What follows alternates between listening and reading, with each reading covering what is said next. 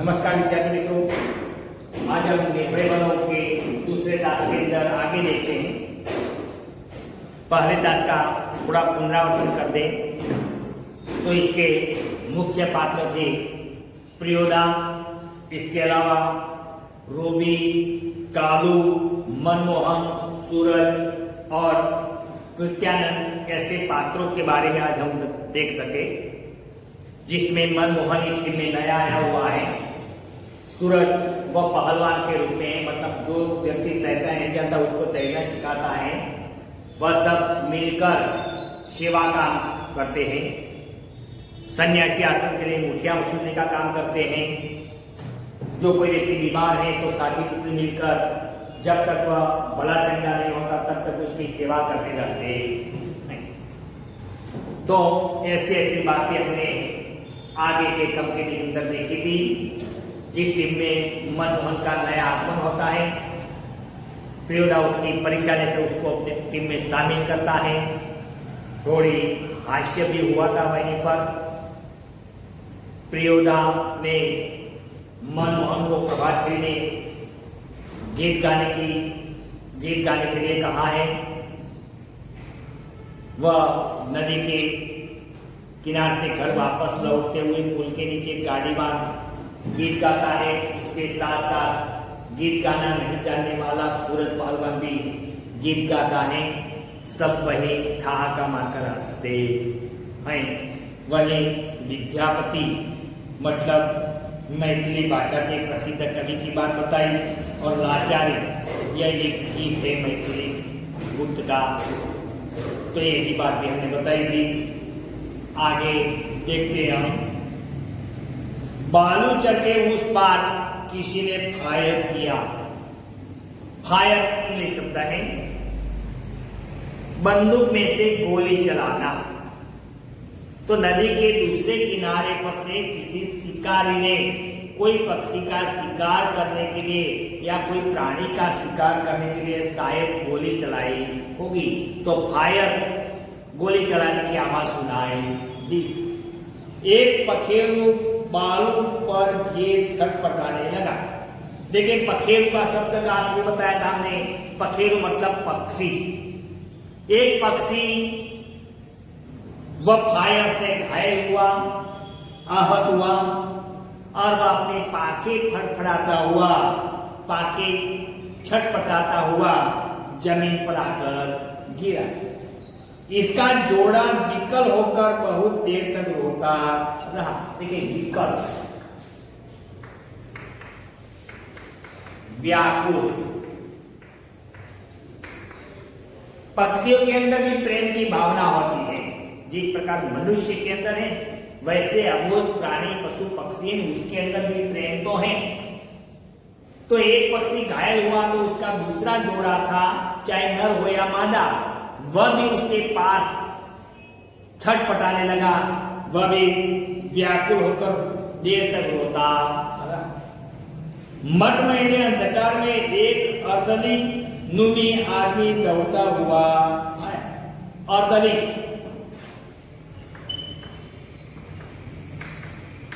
अफसर का नौकर,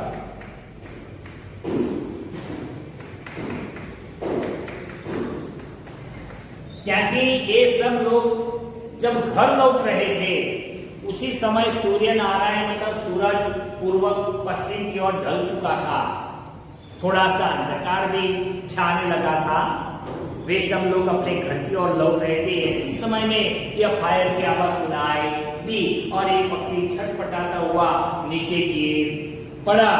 और इतने में एक अर्दली, मतलब एक अफसर का नौकर दौड़ता हुआ आया और मरी हुई चिड़िया के डंडे को पकड़कर चिल्लाया, मिल गया हुजूर। एक शब्द है हुजूर, मालिक, और मालिक का लिखो जो होता है सेवक, नौकर। और एक शब्द है दैनिक। क्या शब्द है? दैनिक। दैनिक मतलब पर, उसे पर भी बोलते हैं। पशु भी बोलते हैं, इसके समानार्थक शब्द है। तो एक अर्दली एक अफसर का नौकर दौड़ता हुआ आया, उसने ये चिड़िया के पंख पकड़कर जोर से आवाज दी, मालिक हमारा शिकार मिल गया, हजूर मिल गया। इब्राहिम बोला, देखिए दूसरा पात्र आया इब्राहिम बोला, सब डिप्टी साहब का अर्दली है, साला भारी खचरा के साहब। वह प्रियोदा से कहता है कि सब डिप्टी साहब का अर्दली है, एक अफसर है ना, वह अफसर का नौकर है, मगर जो डिप्टी साहब है वह डिप्टी साहब का अफसर है, साला भारी खचरा है। खचरा मतलब मूर्ख,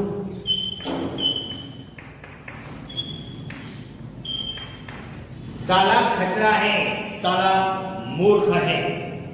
एक गाली बोली उसने, साला मूर्ख है। प्रियोदा के मुंह से अचानक निकला होल्ट वह इंग्लिश शब्द है, होल्ट का मतलब होता है रुक जाना। यह सब सारे मित्र पंक्ति बनाकर आगे चल रहे थे, इतने में इब्राहिम के मुख से जैसे साला शब्द निकला, तो एक गाली के रूप में था, अपशब्द था। उसी समय प्रियोदा ने अपने सारे सदस्यों को जाते हुए रोका, कहा कि होल्ड मतलब रुक जाओ। तब इब्राहिम को अपनी गलती का एहसास हुआ, तब इब्राहिम को पता चल गया कि मैंने जो गाली दी है ना, वह गाली शब्द हमारी टुकड़ी के अंदर आना चाहिए नहीं, हमारी टुकड़ी के विरोध है, हमारी टीम के नियम के विरुद्ध है। वह तत्काल इब्राहिम को पता चल गया। दल का नियम है कि कोई सदस्य किसी किस्म का अपशब्द मतलब गाली या बुरा शब्द, अपशब्द मतलब बुरा शब्द या गाली मुंह से नहीं निकालेगा। यह प्रियोदा की जो टोली है उसके कुछ नियम है, और वह टोली का एक सबसे सुंदर नियम है कि यह टोली के अंदर कोई भी शब्द किसी भी प्रकार की गाली गलौज का उपयोग या अपशब्द का उपयोग करेगा नहीं। इब्राहिम ने तुरंत सिर झुका, दल के नायक प्रियोदा और सदस्य से माफी मांगी, और इब्राहिम ने फौरन अपनी भूल स्वीकार कर दी, और भूल स्वीकारते हुए उसने तत्काल फौरन वह प्रियोदा के सामने, टोले के सामने माफी मांगी। बात यह है कि साले ने, और फिर क्रोध में बोल पड़ा कि बात यह है कि साले ने फिर गाली बोली, माफी मांगने के बाद भी वह अपशब्द का उपयोग करता है। सभी को हंसी आई। हंसी इसलिए आई कि जिसके लिए वह माफी मांगता है वह शब्द वह फिर से मुख से निकालता। सभी हंसे। प्रियोदा ने गंभीर होकर कहा, इब्राहिम यह तुम्हारी 8वीं गलती है। सभी ने गंभीर होकर कहा कि इब्राहिम यह तुम्हारी 8वीं गलती, 10 होते हुए हम तुम्हारे साथ नहीं रहेंगे। अगर हमारी टीम में एक व्यक्ति अगर 10 गलती करता है तो 10 गलती करने के बाद वह हमारी टीम में से बायकाट कर दिया जाता है, उसको हमारी टीम में से निकाल दिया जाता है, वह हमारी टीम में रहता नहीं। जैसे महाभारत में भी आपने देखा था कि भगवान कृष्ण ने शिशुपाल से कहा था कि अगर तू 100 गलती करेगा तब तक हम माफ करेंगे, लेकिन 100 के बाद ऊपर एक भी बढ़ गई हम तत्काल तुम्हारा सिर छेद कर देंगे। तो इसी प्रकार ये टीम का भी नियम है कि कोई भी साथी मित्र 10 गलती करता है तब तक माफ कर दिया जाता है, लेकिन फिर आगे की गलती के बाद उसको टीम में से बायकाट कर दिया जाता है, टीम में रखा जाता नहीं। इब्राहिम ने पूछा, लेकिन सरकारी अफसरों को गाली देने में क्या हर्ज है? हर्ज आपत्ति, लेकिन ये तो सरकारी नौकर हैं और बुरा काम करता है, ऐसे बुरे काम करने वाले व्यक्ति को गाली देने में क्या हर्ज है, क्या नुकसान? हर्ज मतलब आपत्ति या नुकसान। तुम्हारा मुंह खराब होगा, उनका कुछ भी नहीं बिगड़ेगा। कि मुंह तुम्हारा खराब होगा, उसका कुछ नहीं बिगड़ेगा। सुंदर बात बताई कि कोई हमें गाली देते हैं तो हम उसके सामने गाली दें तो अच्छी बात नहीं, वह तो खराब है तो गाली देता है, लेकिन हम भी उसके साथ हम भी गाली देंगे तो हम उनसे भी बुरा व्यक्ति माना जाएंगे। कुत्ता हमें काटते हैं तो हम कुत्ते को काटने के लिए नहीं जाते, क्या कि वह तो ऐसा है, मूर्ख जड़ है, लेकिन हम ऐसा काम कर सकते नहीं। गांधी जी ने भी बताया था ना कि कोई एक गाल पर तमाचा मारे तो हम अपना दूसरा गाल उसके सामने रखेंगे, हम दूसरा तमाचा उसके सामने नहीं मारेंगे। हम वैसा काम करेंगे तो उसके अंदर और हमारे अंदर कोई फर्क रहेगा नहीं। तो वे तो मूर्ख हैं, इसलिए वैसा काम करता है, लेकिन हम उसके सामने हम उससे गाली दे तो हम उनसे भी ज्यादा मूर्ख माना जा सकते। मगर वे जो गाली देते हैं, ये ही क्यों, बहुत लोग गालियां देते, वे गाली देते उनका काम है, हम नहीं देते। हम ऐसे बुरे व्यक्ति नहीं, हम एक अच्छे व्यक्ति हैं, और एक अच्छे व्यक्ति होकर हम बुरे व्यक्ति की तरह काम कर सकते नहीं। वो उसका काम है, हम हमारा काम। जैसे कबीरदास ने एक बार पानी के किनारे, नदी के किनारे पर जल पीते हुए एक डूबते हुए बूढ़ते हुए बिच्छू को देखा, और कबीरदास ने वह बिच्छू को बाहर निकालने का प्रयत्न किया। एक बार हाथ लगाया तो डंक लगाया, दूसरी बार तो डंक लगाया, तीसरी बार तो भी डंक लगाया, लेकिन कबीरदास ने उसको बाहर ही निकाला। तब एक व्यक्ति खड़ा था कि आप कैसे व्यक्ति हो कि बार बार तुम्हें डंक मारता है, फिर भी आप बिच्छू को बाहर निकालो। तो कबीरदास ने सुंदर बात बताई थी कि वह डंक मारना उसका काम है, मेरा काम बचाना। वह उसका काम करता है, मैं मेरा काम करता हूं। देखिए सुंदर बात। तो इसी प्रकार वह गाली देता है तो उसका काम है, उसके सामने हम गाली दे सकते नहीं। नहीं प्रियोदा, आप इब्राहिम को नहीं समझा सकोगे।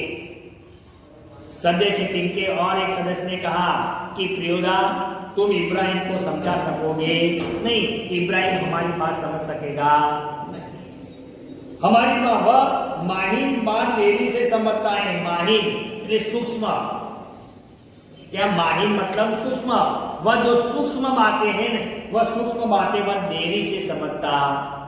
मैं समझा देता हूं, देखो कि मैं समझा देता हूं। देखो इब्राहिम, यदि क्लब का मेंबर रहना है तो इसके रूल्स को मानना। एक सदस्य ने कहा कि इब्राहिम, अगर आपको इस टीम में रहना है, इस क्लब का मेंबर बने रहना है, तो आपके इस क्लब के अंदर जो नियम है उन सारे नियमों का पालन करना पड़ेगा। नियम है कि कोई सदस्य आपस में बातचीत से सिलसिले में भी कोई खराब शब्द नहीं बोलेगा। जानते हो, बस बात खत्म। कि तुम ये तो जानते हो कि हमारे टीम में गाली गलौज बोलना मना। हम आपस में हंसी मजाक में भी गाली नहीं बोल सकते, और जो व्यक्ति ऐसी गाली बोलते हैं उसको हम हमारी टीम में रखते नहीं। बस यह बात खत्म, समझ गए। आपको रहना है तो गाली देना बंद करो, और अगर बायकॉट होना है तो आप अपना काम करते जाओ। सहुआइन धर्मशाला के पास आकर सभी ने एक दूसरे से विदाई ली। एक सहुआइन धर्मशाला है, वह धर्मशाला तक तो सभी लोग एक साथ मिलकर आए पंक्तिबद्ध, लेकिन वहीं से अलग अलग इलाके में जाने वाले हैं वे सब, इसलिए वहीं आकर सब एक दूसरे से विदा लेते हैं। कालू ने कहा, मोना तू रास्ते में डरेगा, मैं जानता हूँ, चल मैं पहुंचा दूंगा। कालू ने कहा कि मोना, मनमोहन तू हमारी टीम में नया नया आया हुआ है, इसलिए तू अपने घर जाते समय रास्ते में डरेगा, चल मैं तुझे तेरे घर तक छोड़ाता। क्या?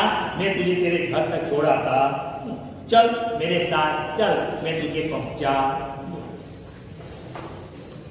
प्रियोदा ने कहा, मोना रहता है, मैं उसे पहुंचा दूंगा, तू घर जाता। कि मनमोहन डरता है? प्रियोदा ने कहा कालू से कि मनमोहन डरता है क्या? चल कालू तो अपने घर जा, मनमोहन को मैं उसके घर तक छोड़ाता। रास्ते में प्रियोदा चुप रहे। रास्ते में प्रियोदा और मनमोहन एक दूसरे से बातचीत करते नहीं, क्योंकि मनमोहन भी नया है प्रियोदा की टीम में, इसलिए अभी कुछ बातचीत हो रही नहीं, दोनों चुपचाप चले जा रहे हैं। एक सुनी जगह पर आकर रुक गए। अब रात का अंधेरा है, सुनसान जगह है, और ऐसे सुनसान जगह पर आकर प्रियोदा और मोना रुक गए। सड़क के दोनों ओर बड़े बड़े पीपल के पेड़, देखिए सड़क के किनारे क्या थे? पीपल के बड़े बड़े पेड़, जिसके पर्ण बड़े होते हैं, हवा के कारण इसके अंदर से खन खन आवाज निकलती है और ये आवाज के कारण वातावरण में डर समा जाता। तो ऐसे रास्ते पर पीपल के पेड़ थे, दोनों ओर बहुत दूर तक खंडहर मैदान, खंडहर आधा गिरा हुआ मकान, जहां ऐसे जंगली जानवर भी निवास करते हैं। रात के समय ऐसे शिकारी पक्षी भी निवास करते हैं। इसके अंदर छोटे मोटे ऐसे पेड़ पौधे या क्षुप भी होते हैं, वहीं जाने से डर होता है। वैसा खंडहर और मैदान, एक सपाट मैदान और एक खंडहर। पास के एक उजड़े हुए मकान की ओर इशारा कर प्रियोदा ने कहा, जानते हो इस घर में कभी कभी मुर्दे की चीड़-फाड़ होती। एक उजड़ा मकान था, निर्जन, जहां कोई व्यक्ति नहीं रहता था। वैसे मकान की ओर अंगुली दिखाकर प्रियोदा ने मनमोहन से कहा कि मनमोहन, क्या यह मकान के बारे में तू कुछ जानता है? एक समय था कि इसके अंदर मरे हुए लोगों मतलब मुर्दे की चीड़-फाड़ होती थी। चीड़-फाड़ मतलब पोस्टमार्टम, मर जाने के बाद व्यक्ति का पोस्टमार्टम किया जाता है। जो कोई व्यक्ति शंकास्पद मरता है तो पोस्टमार्टम करने से पता चलता है कि यह व्यक्ति की मौत किसके कारण हुई। शराब पीने से हुई है, किसी ने गला दबाकर मार दिया है उसको, या कोई जहरीली दवा खाकर मर गया है, कोई जंतु ने काटा है इसके कारण मरा है, किसके कारण वह व्यक्ति की मृत्यु हुई है, वह बात पोस्टमार्टम के द्वारा पता चलता है। तो ऐसे सुने खंडहर को दिखाते हुए कहा कि यह खंडहर के अंदर पहले मुर्दों की चीड़-फाड़ होती थी, चीड़-फाड़ होती थी। पोस्टमार्टम हाउस था, पोस्टमार्टम मतलब मुर्दों की चीड़-फाड़। इसलिए लोगों को डर है कि आसपास के पेड़ों पर भूत पिशाच किल-किल करते रहते हैं। यहाँ प्रियोदा मनमोहन को डराने की कोशिश करता है कि यहाँ मुर्दे की चीड़-फाड़ होती थी, जिसके कारण यह आसपास के पेड़ पौधे हैं, वह पेड़ पौधे पर भूत पिशाच निवास करते हैं। ये मरे हुए लोगों की प्रेतात्मा है, वह प्रेतात्मा इस पेड़ों पर निवास करती। तो इस प्रकार प्रियोदा ने मनमोहन को डराने की कोशिश की। मैदान में प्रेतानियों नाचती है। यह जो छोटा मैदान है, यह मैदान में यह प्रेतानियों मतलब प्रेत आत्माएं, भूत पिशाच है, वह नाचती है। किस प्रकार नाचती है? शैतानियों की तरह। देखिए शब्द है शैतानियों।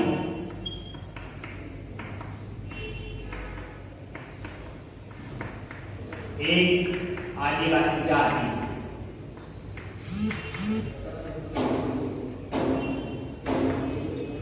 आदिवासी जाति होते वे लोगों का नाच अगर आपने देखा है तो एक दूसरे के कमर में हाथ लगाकर एक दूसरे को पकड़कर साथ मिलकर नाचते। अगर आप कोई बार बाजार के मेले में जाओ तो वही देखना, वही ऐसे आदिवासी लोगों का नृत्य देखने को मिलता है। तो इसी प्रकार यह छोटे मैदान में ये प्रेतात्मियां हैं, ये भूत पिशाच हैं, वह शैतान बनाकर नाचती।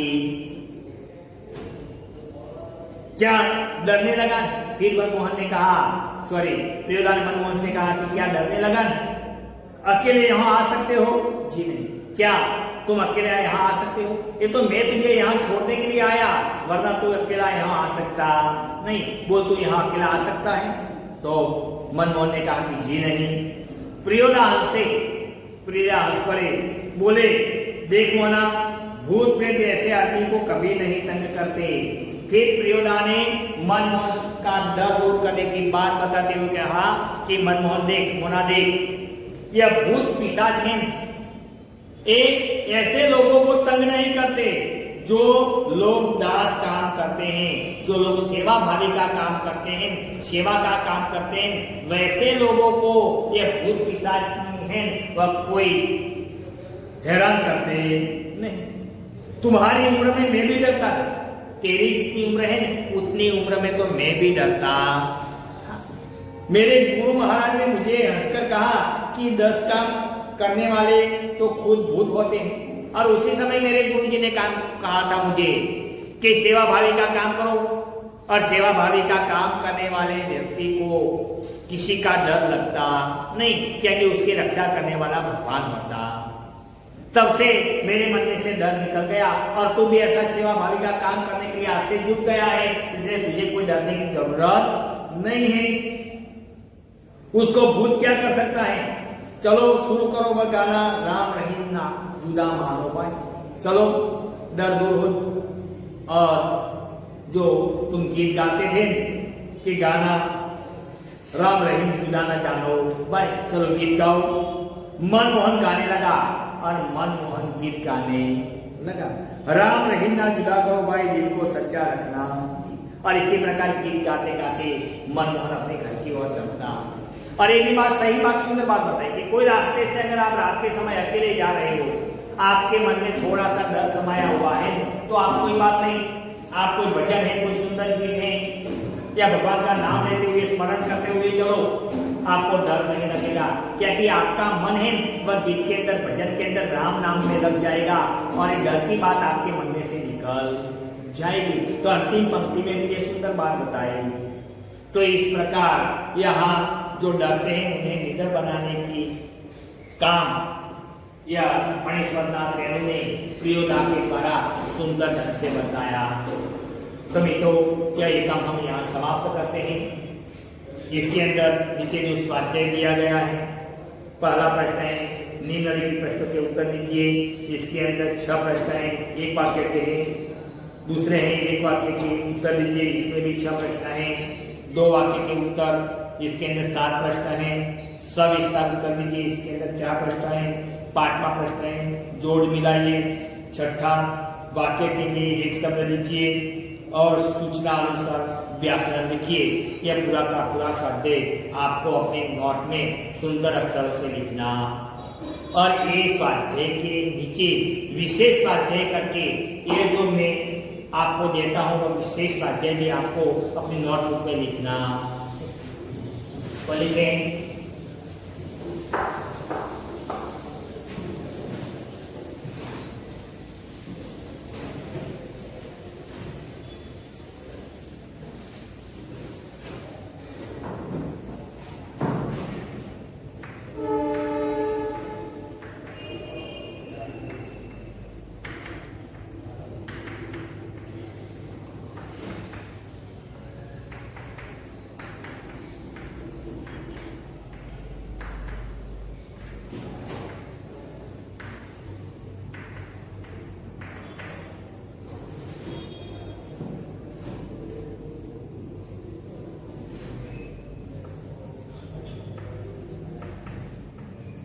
भाववाचक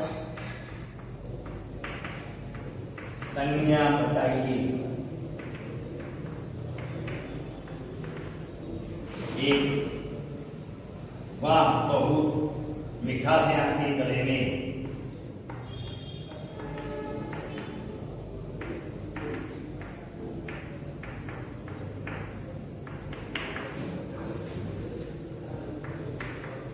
आपके गले में। दूसरा लिखें तुम्हारी उम्र में।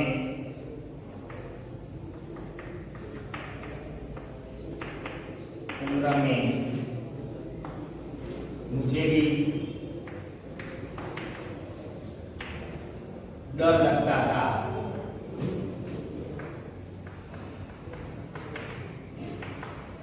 तीसरा वाक्य है प्रियोदा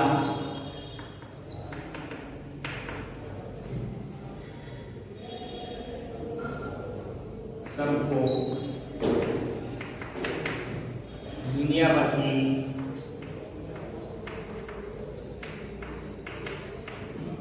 खबरें सुनाते थे।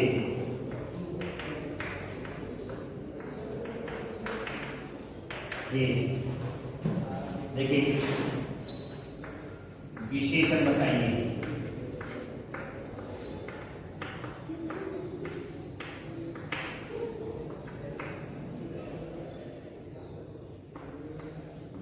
सूर्य नारायण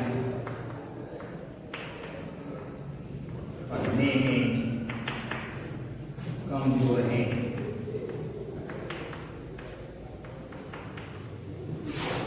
इसका देखें डूबते हुए सूरज की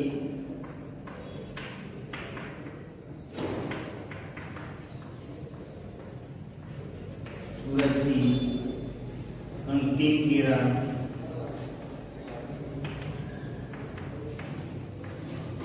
झिलमिलाई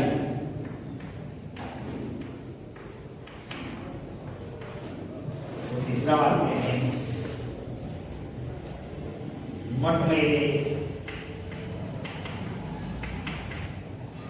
अंधकार में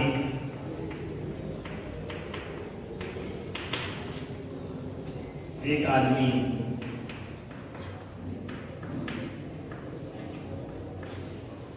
दौड़ता हुआ आया।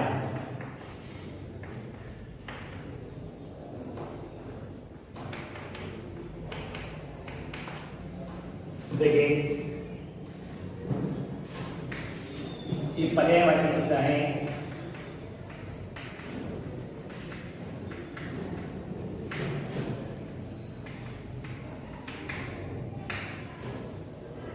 आग्रह,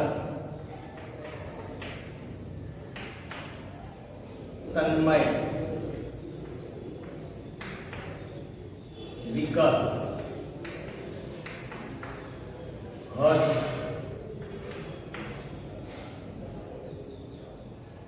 दैना और ये विरोधी शब्द है।